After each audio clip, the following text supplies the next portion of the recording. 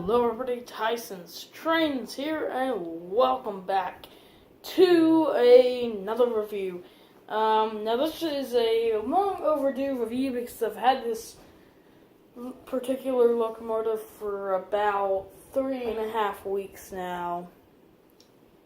And, no, yeah, 2.5. And, well, I don't know why I haven't made a review on this sooner. Now, before I go into the review, I'm going to go ahead and show you guys the box that came in. So this is the box it comes in. I didn't put this back in the box because I didn't want to. So you can see HO ES44AC, the ESU Loksound Select Sound Decoder, BNSF new image ES44C4. Now don't get that confused. This is not an ES44AC. This is an ES44C4. Number 6871 BNSF. There, it shows the logo there. Intermountain Railway Co. Fully assembled HO model. I mean, it's a pretty basic box. Take that off and sign fell over. So then you get, let me see, give me a sec. Okay, now, so you get this in there, don't know if you guys can see that, and it's your standard packaging. It's got this sleeve here,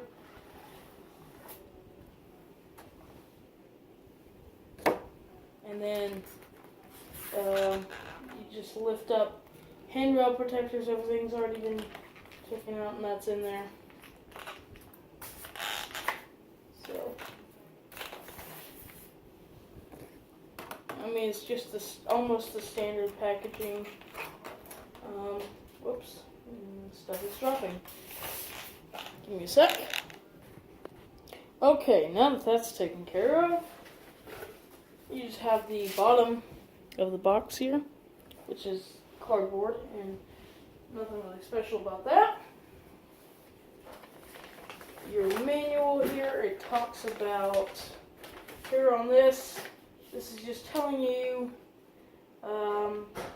the decoder reset. It's giving you some info on how to start up the locomotive, startup delays, decoder functions, extended addressing for DCC, shelf removal instructions, maintenance tasks, parts needs, and it says resetting the decoder solves 95% of the decoder related issues we handle. Decoder reset CV8 equals 8.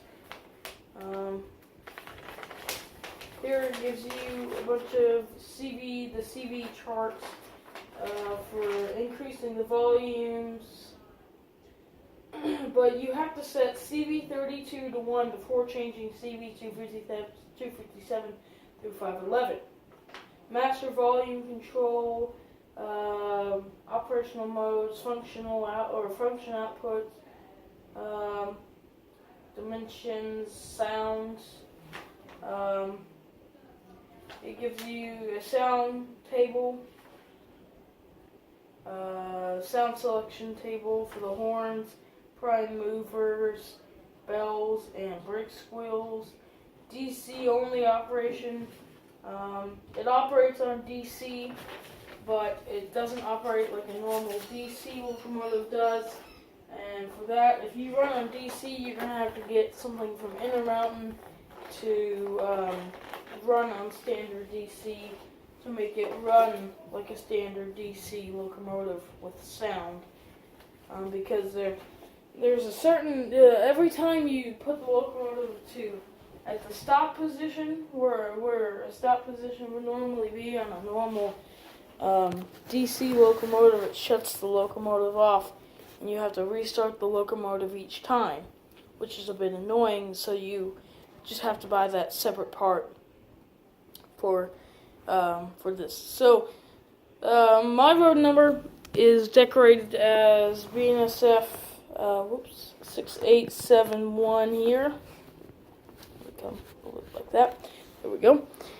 So, first of all, I'm going to go over some of the details on this. Sorry if the camera gets a bit shaky. Now, 6871 was built in 2016, the prototype was.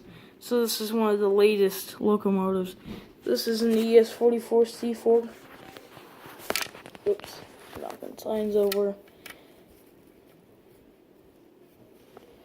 So you can see right there, it says ES44C4.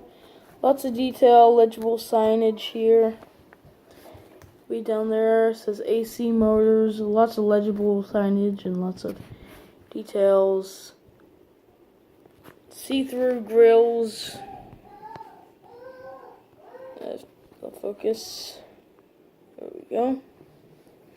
Now be careful with the handrails, they're quite flimsy.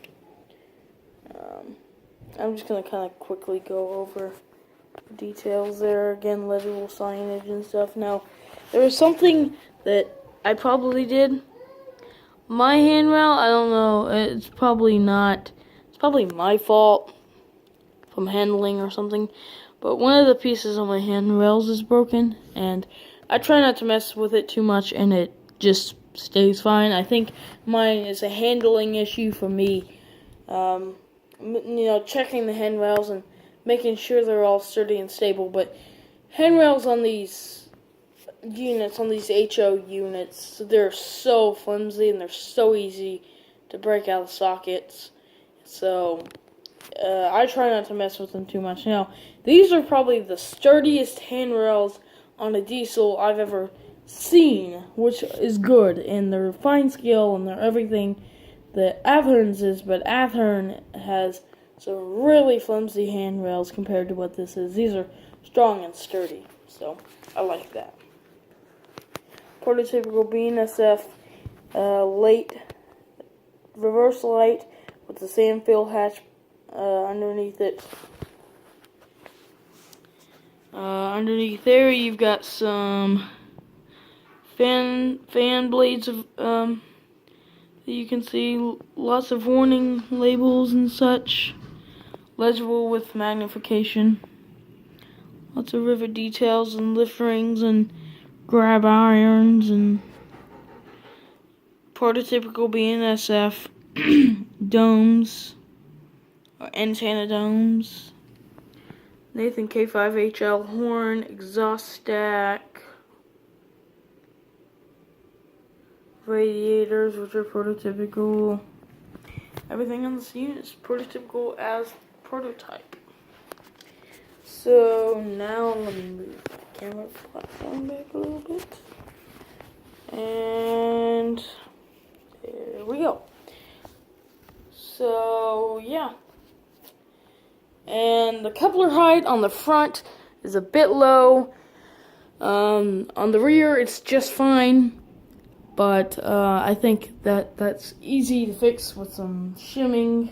Where did my little, there it is. On either side, this brake line there is not solid plastic, that is rubber, and then the rest of the airlines and MU hoses are plastic. So, everything looks really good. The windshield wipers, everything's fine scale, everything's good. Very sturdy, very durable. The only problem I've had was with that handrail, and I just discovered that this morning. So that may have been something that I did this morning personally, or maybe it was something I did quite a while back but didn't notice it.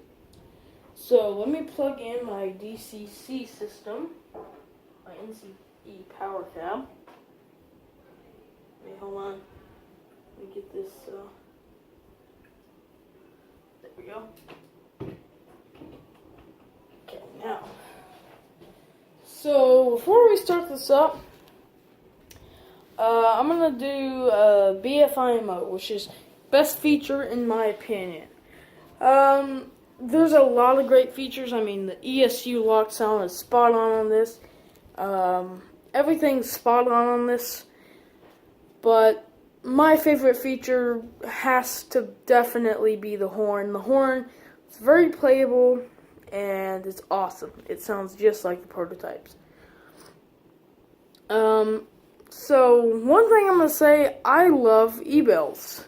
A lot of people complain that they're just stupid because they're, I'm going to move this back a little bit, because they're just speakers with an older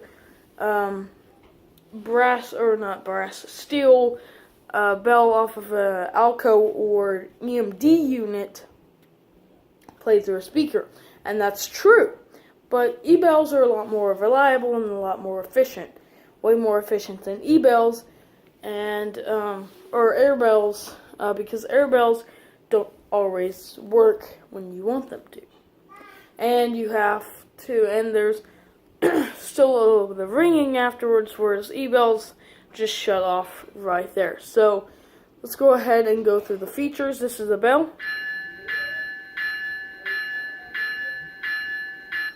And that prototypical, like that shut off, is prototypical because, like I said, it's an e-bell, and that e-bell just kind of shuts off. By the way, you can see on the side there the air tanks, the air compressors. A very nice touch.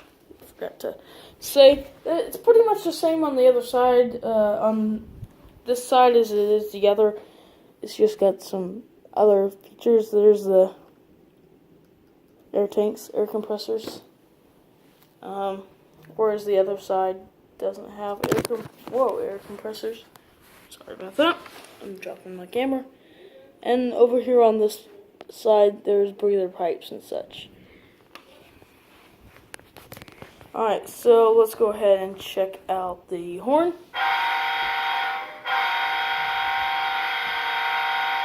Again, that Nathan K5 HL, very nice sounding horn. Like I said, very playable.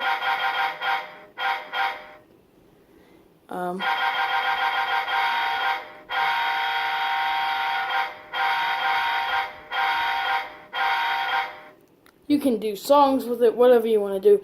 It's very playable. Very playable. Very, very easy. As you can see, look. Watch my finger. Hold on.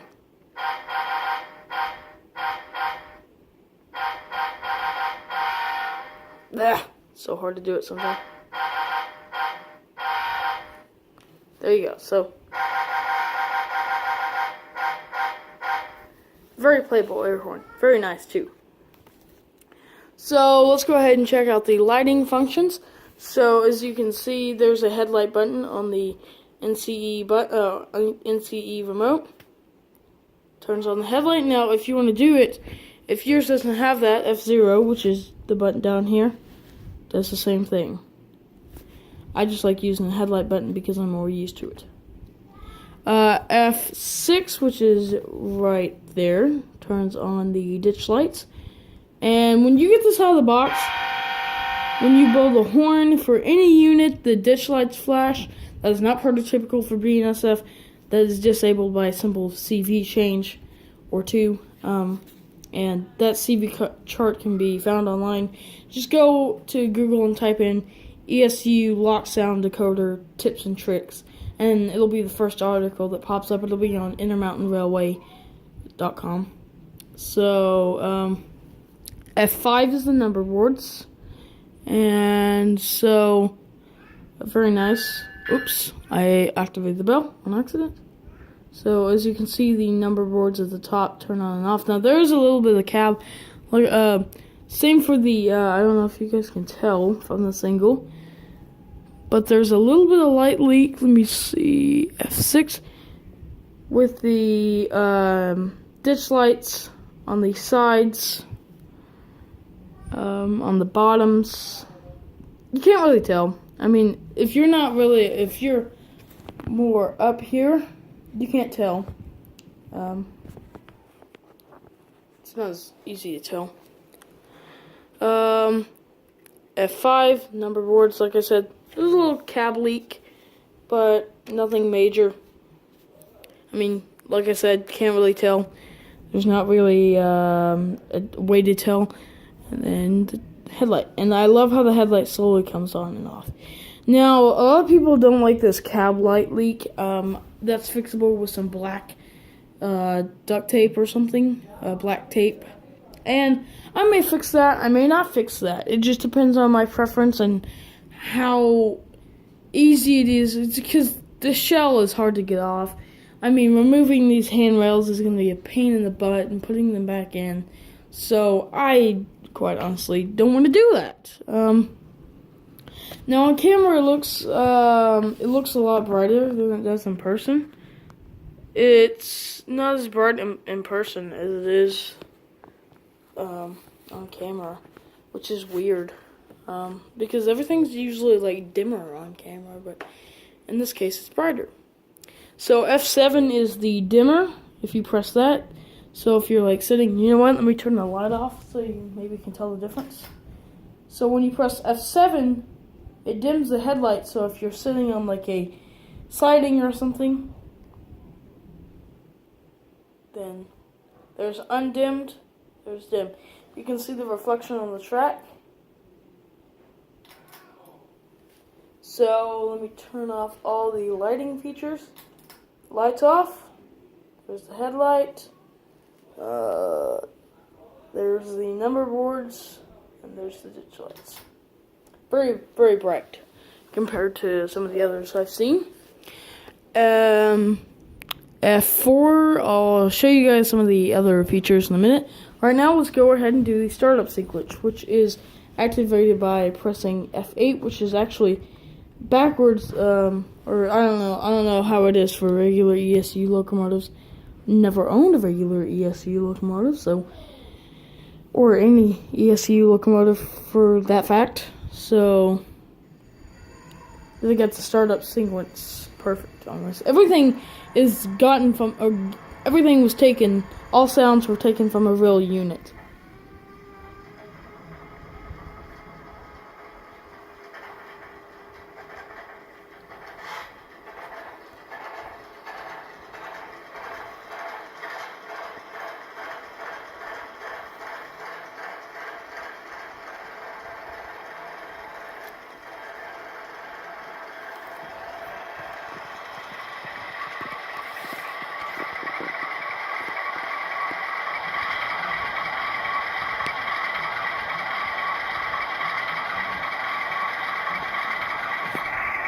Alright, now it's started up, and the cool thing is, it's very prototypical, because it won't let you move until the startup sequence is completed, which is very, very realistic.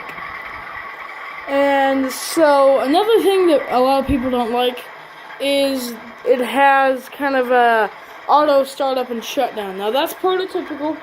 On the real ES44 series, the ACs, the DCs, the AHs, the C4s, whatever else you can think of is in the Evolution series, has that feature.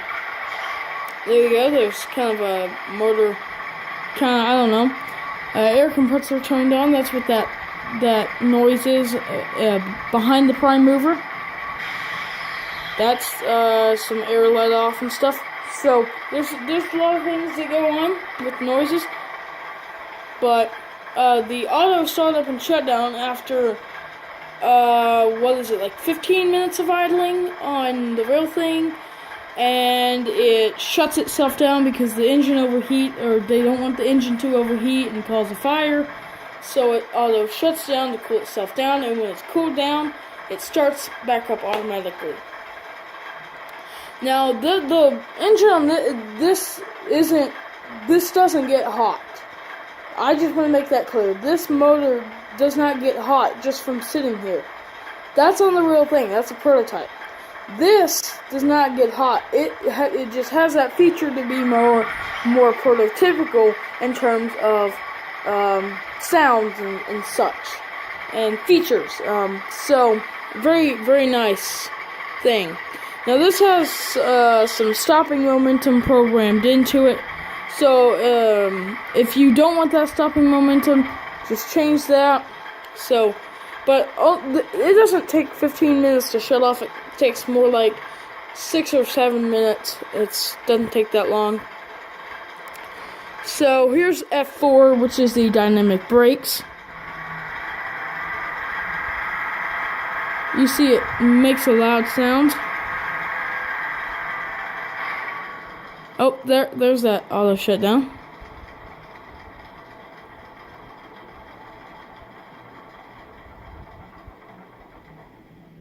Here's the coupler crank, which is F3.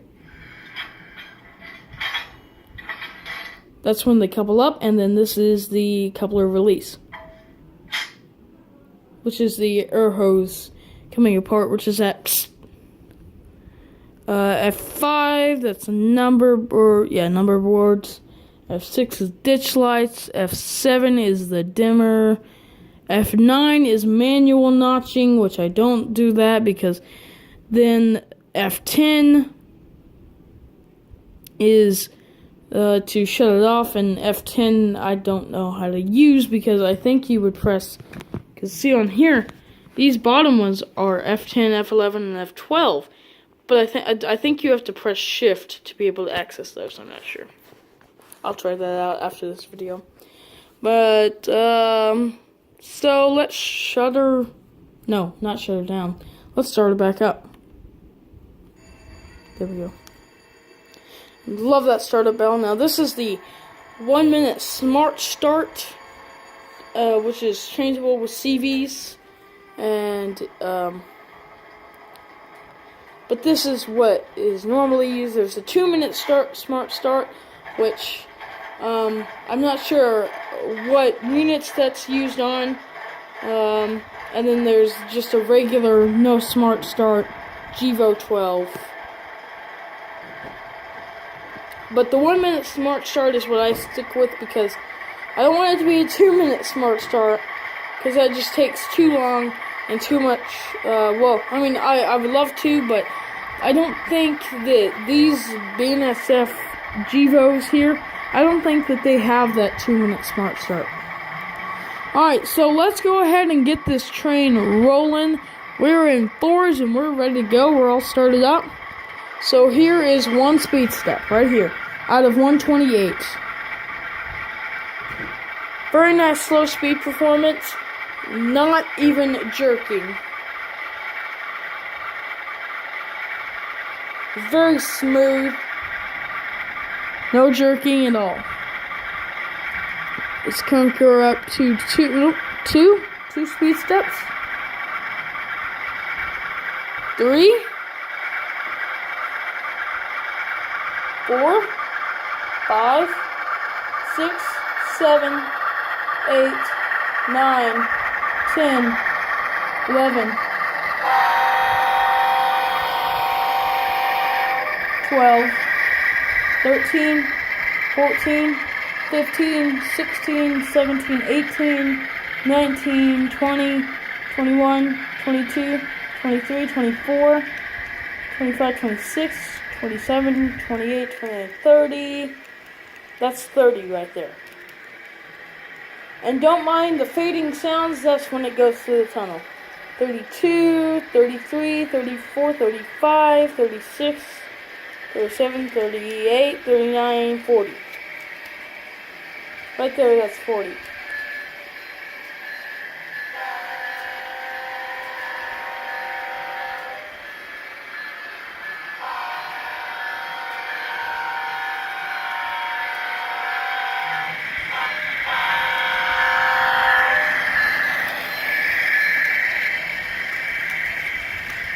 So let's go, this is 50 right there.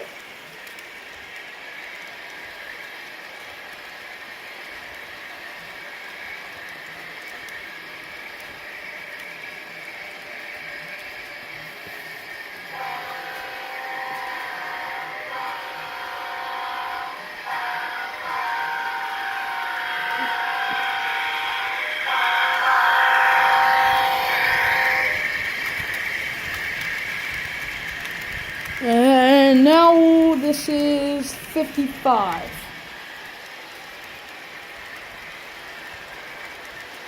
60.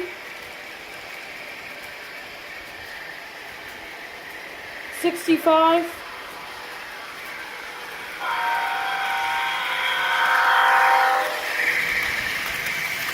which is really flying, 70. And that's pretty fast, man.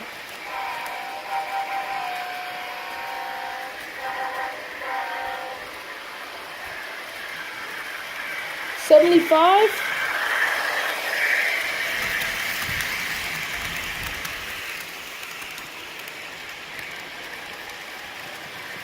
Pull you all back here to the signal tower.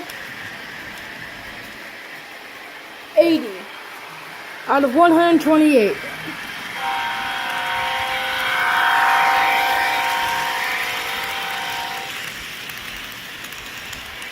I'll take it all the way up. 128 speed steps right here.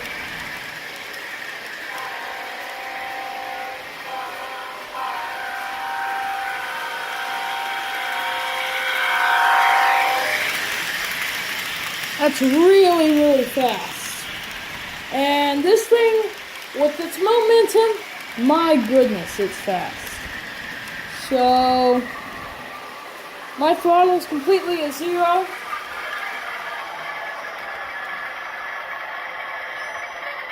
It took it that long to stop. So now I'm going to reverse it. As you can see, the headlights and ditch lights go off, which is pretty typical. I'm going to reverse it back up to where I had it.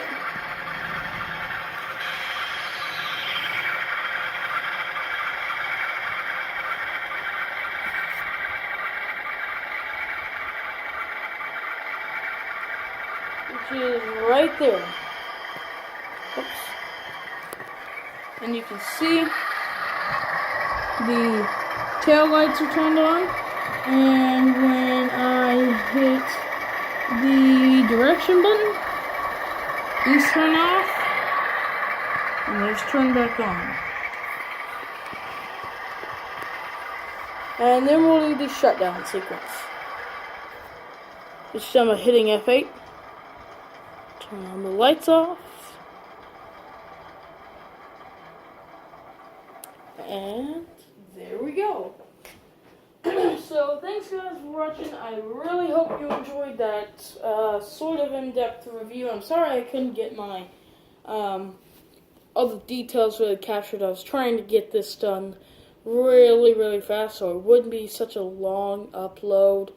I know reviews are usually supposed to be long uploads, but I'm sorry if you guys feel like this was just too much of me talking, not enough of the details, or too much running, not enough details, not enough talking, and not enough history on it. Let me know, and I can better improve upon these things. So for my birthday, should be getting something good. Now I've decided to go from my original choice, which is the Wilders mainline SC70 Ace, with soundtracks, because I read that those were really hard to speed match with an ESU and a soundtracks, and you know, because I'm creating consist, and plus my mom was like, why don't you do like a Union Pacific for change?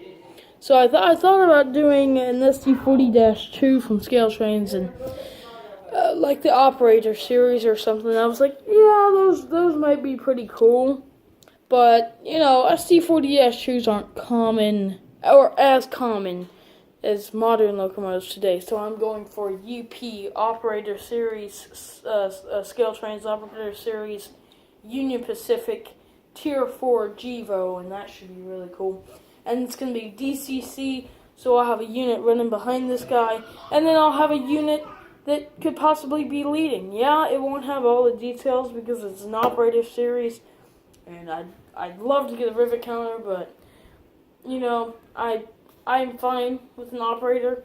Plus, it's just for the fun of it. It's not really good, you know, I'm not really saying it has to be super mega detailed. It can just be a simple toy, such as this Amtrak F7 and passenger coaches from Lifelike.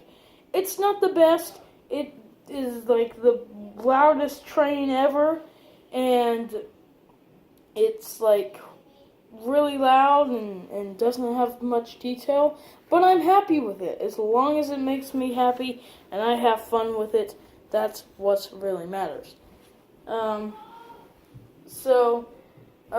Yeah, that's my plan, and I mean, it could be my lead unit, it could be my rear unit, it could be whatever, but I'm gonna have to reprogram its address, even though it's gonna be default 3. So I might run it alone at one time, but for what I'm doing for consisting, for making consist, I'm gonna have to address it, give it a address. I'll probably just make the address 4, so it'll be easy for me to remember. I can have 3 and 4, because since it'll be right behind, you get 3 and then you get 4. And I can also toggle between locomotives using the NCE remote. Using the recall button, I can switch between locomotives, which is really good. So, see you guys later, and hopefully you guys enjoyed this review. Should be a lot more stuff coming soon. And I'm gonna say, hopefully during the spring break, I can convince someone to take me up somewhere to go rail fanning. Because I know you guys are probably like, when are you gonna do rail fanning? It'll probably be spring break, which is coming up.